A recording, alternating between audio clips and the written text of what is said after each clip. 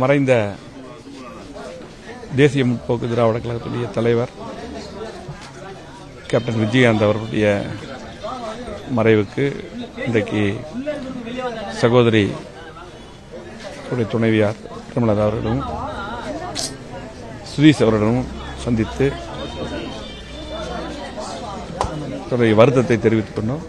நான் சபரிமலை ஐயப்பன் கோவிலுக்கு சென்றதால் இங்கே வர முடியவில்லை. நேற்று தான் கோவிலுக்கு சென்றிருந்தேன். அதனால் இன்று வந்து அவர்களை சந்தித்தோம். மறைந்த போது உடனடியாக எங்களது பொதுச் செயலாளர் எடப்பாடியார் அவர்களும் அதேபோல எங்களது முன்னணி தலைவர்களும் உடனடியாக நேரடியாக வந்து அஞ்சலி செலுத்தினார்கள்.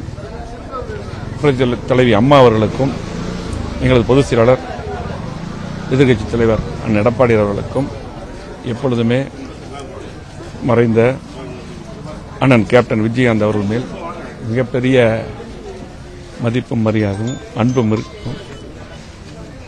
அவர் உடல் நலம் சரியில்லாமல் இருக்கும் பொழுதே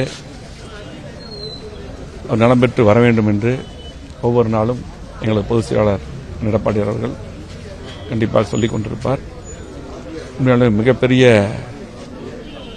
அரசியலிலும் சரி திரையுலகத்திலும் சரி மிகப்பெரிய அளவில் நட்பெயரை எடுத்த நம்முடைய நஞ்சமெல்லாம் இருந்திருக்கக்கூடிய அண்ணன் கேப்டன் விஜயகாந்த் அவர்கள் மறைந்தது அனைவருக்கும் மிகப்பெரிய வருத்தத்தை அளிக்கிறது.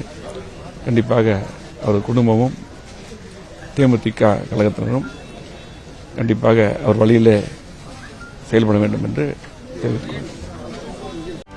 செய்திகளை உடனுக்குடனும் துல்லியமாகவும் தெரிந்து கொள்ள சப்ஸ்கிரைப் பண்ணுங்க.